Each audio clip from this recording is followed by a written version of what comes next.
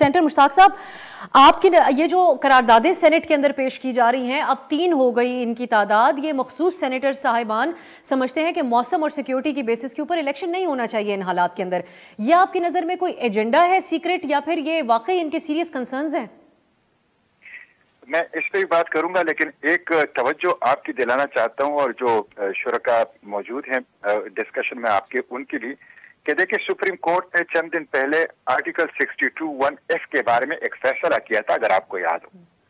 और उस फैसले में उन्होंने कहा था कि लाइफ टाइम डिस्क्वालिफिकेशन ये की जा सकती, और ये दस्तूर से मावरा है और ये ठीक नहीं है।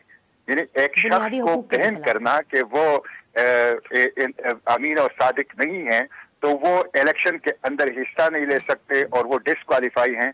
और अब ये जो फैसला इन्होंने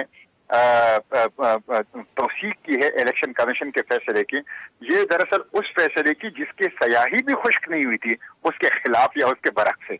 तो मुझे तो ये समझ नहीं आ रही कि वहां पे आप एक जिस बुनियाद पे रिलीफ दे रहे हैं, वो उस बुनियाद पे यहाँ रिलीफ देना आप जो है वो मुमकिन नहीं कर पा रहे। अच्छा, जहां तक ये सेनेट के करारदादों की बात है, मैं समझता हूं कि मैंने भी एक करारदाद जमा की है। और अगर आपको याद हो तो जब कौमी असेंबली का आखिरी दिन था तो मैंने एक यूनानिमस रिजोल्यूशन सेनेट से पास की थी, और उस पर मैंने इलेक्शन कमीशन से मुतालबा किया था कि आर्टिकल 224 के तहत of the constitution with in 90 days जो हैं आपने इलेक्शन करवाने हैं, और तमाम स्टेट इंस्टीट्यूशन पाबंद हैं कि वो इस मकसद के लिए इलेक्शन कमीशन को सहूलत दें।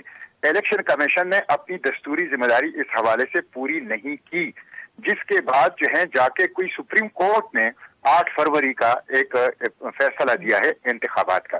अब 8 फरवरी के इंतखाबात के बारे में ये जो करारदादें आई हैं, और एक करारदाद पास हो चुकी है और 2 करारदादें जो हैं इसके इल्तिवा के हवाले से लैंड कर चुकी हैं सेनेट ऑफ पाकिस्तान में। जो करारदाद पास हो गई थी वो तो शर्मनाक है, उसके लिए तो चोर दरवाजा इस्तेमाल किया गया। वो अल्ट्रा कॉन्स्टिट्यूशनल है, कॉन्स्टिट्यूशन के अंदर है कि विद इन 90 डेज इलेक्शन कराएंगे, और सेनेट ऑफ पाकिस्तान की करारदाद कहती है कि इलेक्शन मुलतवी किए जाए।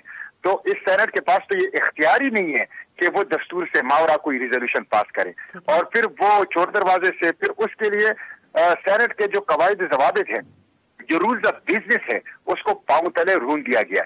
तो मैंने करारदाद जमा की है कि उस करारदाद को जो पास किया गया है चोर दरवाजे से लाके उसको कलअदम करार दिया जाए, और बरवक्त जो है 8 फरवरी को इलेक्शन कमीशन के ऐलान और सुप्रीम कोर्ट के फैसले के मुताबिक इलेक्शन कराया जाए, और इसमें सबको लेवल प्लेइंग फील्ड दे और फेयर, फ्री और ट्रांसपेरेंट इलेक्शन हो। ये तो ये करारदाद मैंने जमा की, और हमने रिक्विजिशन भी जमा की है।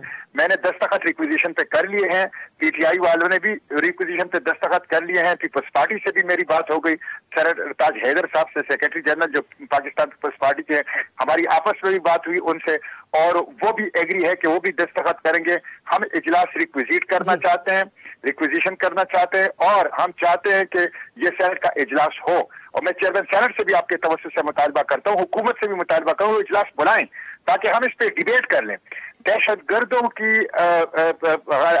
अज़ाइम की आड़ में, दहशतगर्दी की आड़ में इलेक्शन का इल्तिवा, ये सरेंडर होना है, ये हथियार डालना है। और दहशतगर्द ये चाहते हैं कि इलेक्शन ना हो ताकि मुल्क में बहरान हो, पाकिस्तान बहरान की तरफ जाए।